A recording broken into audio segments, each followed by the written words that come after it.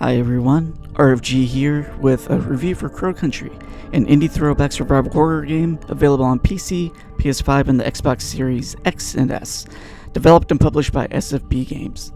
I said throwback, but even though it takes a large amount of influence from earlier games in the survival horror genre such as Resident Evil and Silent Hill, there's enough that Crow Country does well on its own, but I'll get into that in a bit. The game begins with the playable character Mara Forrest driving into the abandoned Crow Country amusement park as she searches for the missing owner, Edward Crow. After the brief introduction, you're pretty much free to move around at will. The game is set at an overhead, isometric camera angle that generally gives you a good view around Mara. You have free reign to explore the surrounding area. You can discover a few items, an article about the amusement park, and immediately you get thrown into the first difference between Crow Country and the games it was inspired by. Trying to get past the gate that bars you from the parking lot to the park entrance isn't as simple as just pressing an action or confirm button. Instead, you have to shoot the actual lock that causes a gate to open to move on to the next area.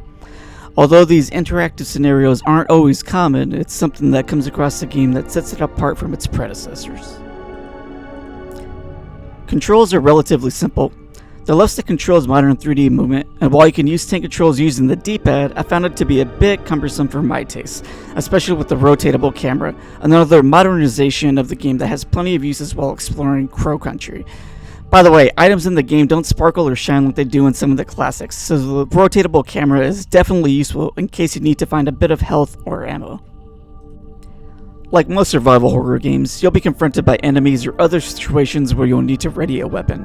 After pressing and holding your raise weapon button, you'll find that Mara can not only aim at limited vertical angles such as mid, high, and low, but you could actually aim at varying angles across the X, Y, and Z axes.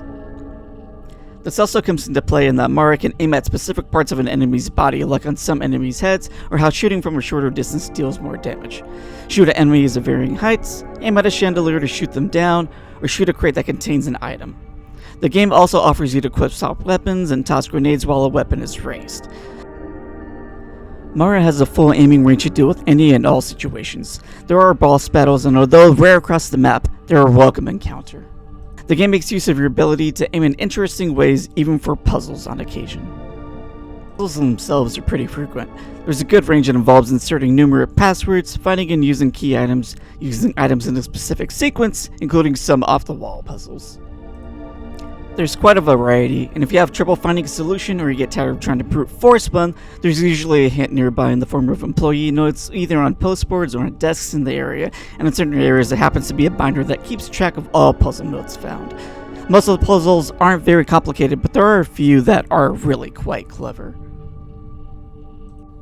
The map itself is fairly impressive, not so much as in size but in how it's laid out.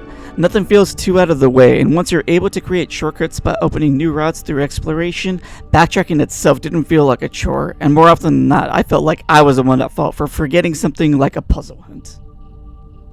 In terms of difficulty, the original release only had survival horror and exploration. I didn't touch the exploration difficulty, but survival horror seemed to be pretty well balanced.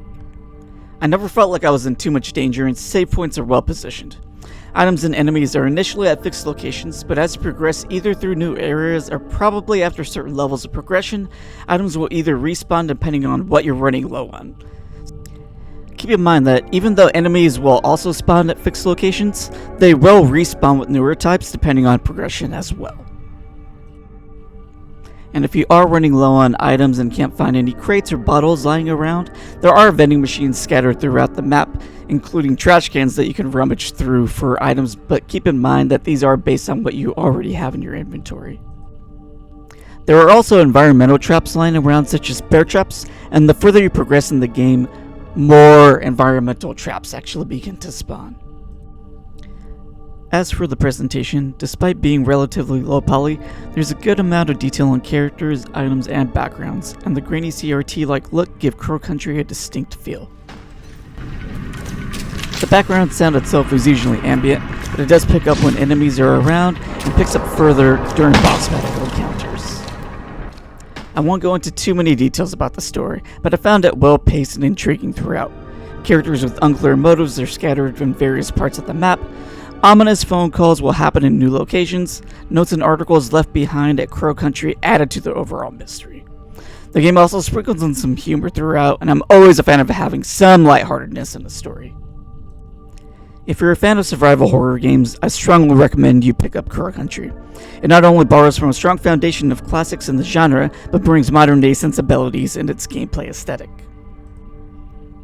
The game offers you bonus items and a bonus goal upon completion depending on your endgame rank for a second playthrough. The story may be a bit short, but the game also offers you the same value the classics would with a second playthrough and possibly more depending on if you want to beat your previous times. If you're not already into survival horror games but are interested in getting into them, I would recommend this as a good entry point.